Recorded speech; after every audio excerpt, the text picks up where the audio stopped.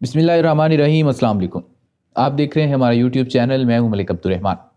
नाज़रीन, कल सुबह 7:32 पर पाकिस्तान भर में बिजली जो थी वो अचानक बंद हो गई।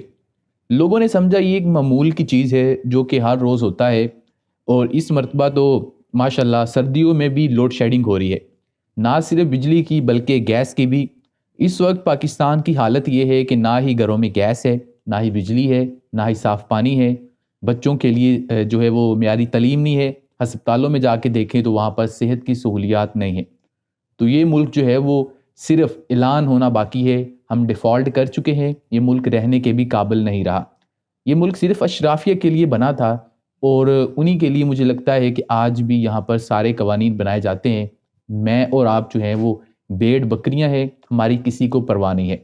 अब ये किस तरीके से पावर ब्रेकडाउन हुआ था, इसके ऊपर बहुत सारे सवालात उठ रहे हैं। और ज़ाहिर है जब इतना बड़ा पावर ब्रेकडाउन होता है तो उस हवाले से बहुत सारे खदशात भी जन्म लेते हैं।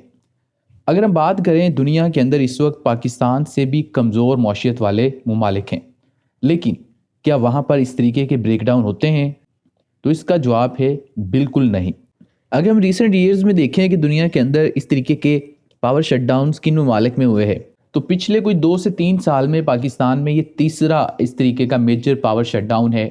पिछले साल सितंबर के महीने में भी हुआ था, और अब जो है वो जनवरी के महीने में हुआ था। अगर हम पहले की बात करें तो इतना ज़्यादा मसला नहीं होता था, बिजली आ जाती थी कुछ घंटों के बाद।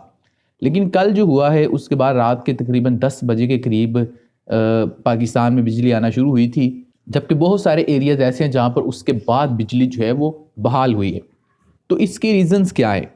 बताया जा रहा था जो मिनिस्ट्री ऑफ एनर्जी की जानिब से कि कोई फॉल्ट हो गया था, फ्रीक्वेंसी कम हो गई थी, इस तरीके की बातें की जा रही थी। लेकिन सोशल मीडिया पर बहुत सारे लोगों का ये ख्याल था कि ऐसा कुछ नहीं हुआ, या तो इनके ऊपर कोई साइबर अटैक हुआ है और सारा सिस्टम जो है वो डाउन कर दिया गया। इसके अलावा एक और अहम तरीन बात है जो कि ज़्यादातर पाकिस्तानी मिस कर रहे हैं। 6 जनवरी 2023 को पाकिस्तान के जो वज़ीर दिफ़ा है ख्वाजा आसिफ, जो कि सीनियर तरीन वफाकी वज़ीर हैं, उन्होंने एक स्टेटमेंट दिया मोहम्मद मालिक के प्रोग्राम में, और उन्होंने ये कहा था कि पाकिस्तान के अंदर ये सब कुछ हो सकता है। वज़ीर दिफ़ा ख्वाजा आसिफ ने 6 जनवरी को कहा था, हमारे पास एनर्जी एक्सपोर्ट करने के पैसे नहीं हैं, हो सकता है पूरा मुल्क अंधेरों में डूब जाए। जिसके बाद 23 जनवरी को उसी तरीके से हुआ है। तो कहने की मैं कोशिश ये कर रहा हूँ कि पाकिस्तान के पास फ्यूल नहीं था, इस वजह से इन्होंने ये सारा कुछ किया है, या कोई और वजह थी।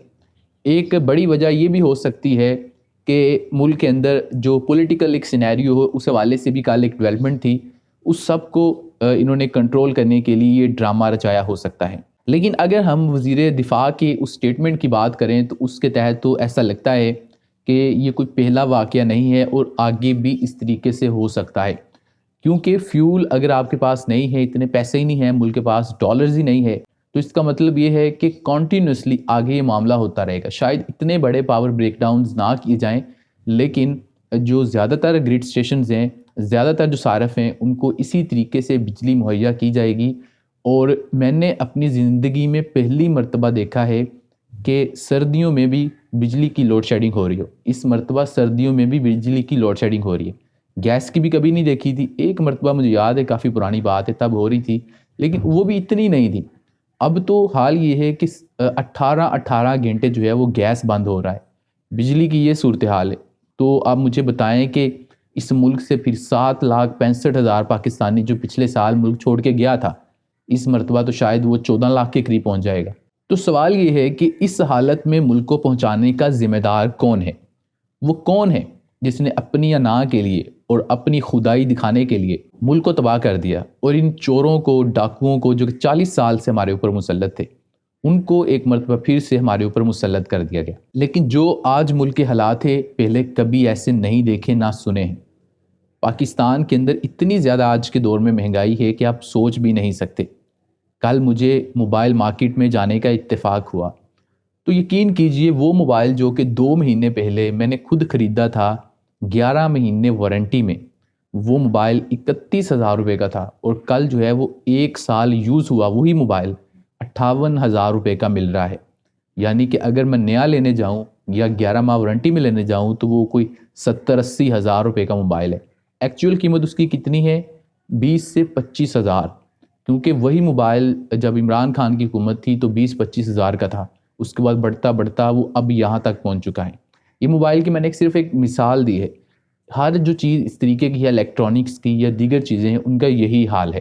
اگر آپ اپنے ملک کو بجلی تک نہیں دے سکتے، آپ کے پاس اتنے پیسے نہیں ہیں، اور آپ کے اوپر عیاشیاں دیکھیں کہ آپ کا جو وزیر خارجہ ہے وہ پرائیویٹ جیٹس میں گھوم رہا ہے، اربوں روپیہ خرچ کیا جا رہا ہے اس قوم کا، لیکن کسی کو کوئی پرواہ نہیں ہے۔